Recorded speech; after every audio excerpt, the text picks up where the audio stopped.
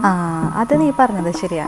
എനിക്കങ്ങനെ ഒറ്റ മോളായാൽ വലിയ വിഷമമൊന്നും തോന്നിയിട്ടുണ്ടായിരുന്നില്ല കേട്ടോ. ചെറുതിൽ എപ്പോഴും ഞാൻ ആഗ്രഹിച്ചിട്ടുണ്ട് ചേട്ടൻ ഉണ്ടായിരുന്നെങ്കിൽ അങ്ങനെ നല്ലതായിരുന്നല്ലോ, അങ്ങനെ എൻജോയ് ചെയ്ത് നടക്കാൻ, അങ്ങനെയൊക്കെ ഞാൻ വിചാരിച്ചു. പക്ഷെ കല്യാണം കഴിഞ്ഞ് ഒരു 5-6 മാസമൊക്കെ കഴിഞ്ഞപ്പോൾ എനിക്ക് മനസ്സിലായി ഒരു ചേച്ചി അല്ലെങ്കിൽ ഒരു അനിയത്തി വേണം നമുക്കെന്ന്.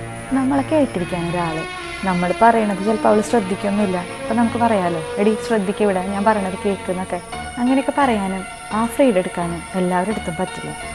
കാരണം എന്താണെന്ന് വെച്ചാൽ നമ്മുടെ എല്ലാ പ്രശ്നങ്ങളൊന്നും അമ്മയുടെ അച്ഛൻ്റെ അടുത്തൊന്നും ഷെയർ ചെയ്യാൻ പറ്റില്ല. അങ്ങനെ വലിയ പ്രശ്നങ്ങളൊന്നും ഉണ്ടായിട്ടൊന്നുമല്ല കേട്ടോ. പക്ഷെ മനസ്സിനുള്ള ഒരുപാട് കാര്യങ്ങൾ, അവരൊരുപാട് കാശും കാര്യങ്ങളൊക്കെ തന്നെ നമ്മൾ കല്യാണം കഴിപ്പിച്ച് വിട്ടതല്ലേ. എന്നിട്ടും നമ്മളെങ്ങനെയാണ് അവരുടെ അടുത്ത് പോയിട്ട് പിന്നെയും പരാതി പറഞ്ഞുകൊണ്ടിരിക്കുക. ആ സമയത്ത് ഒരു ചേച്ചിയോ ഒരു അനിയത്തിയൊക്കെ ഉണ്ടെങ്കിൽ നമുക്ക് എത്ര കാര്യങ്ങൾ ഷെയർ ചെയ്യാൻ പറ്റും അല്ലേ. അത് മാത്രമല്ല, ഇവൻ നമ്മുടെ ഉണ്ണീനെ എടുത്തിട്ട് ഒന്ന് പിടിക്കോടി എന്ന് ചോദിക്കാൻ നമുക്ക് ഈ ഭൂമിയിൽ ചേച്ചി അല്ലെങ്കിൽ അനിയത്തി തന്നെ ഉണ്ടാവുള്ളൂ. വേറെ ആരും നമുക്കതിന് ഈക്വലായിട്ട് നിൽക്കാൻ പറ്റില്ല. നമ്മുടെ മനസ്സിലുള്ള ഒരുപാട് വിഷമങ്ങൾ പറയാനായിട്ട് അതിന് പകരം വയ്ക്കാൻ ഈ ഭൂമിയിൽ ആർക്കും പറ്റില്ല.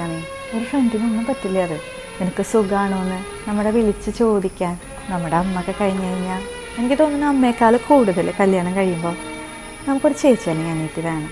എനിക്ക് മോളുണ്ടായപ്പോൾ ഞാൻ ആദ്യം പ്രാർത്ഥിച്ചൊരു കാര്യം എന്താണെന്നറിയോ, ഇനി എനിക്കുണ്ടാവുന്നത് ഒരു മോള് തന്നെ ആവണമെന്നാണ്. കാരണം എന്താണെന്നറിയോ, ഞാനില്ലെങ്കിലും അവൾക്കതൊരു കൂട്ടല്ലേ.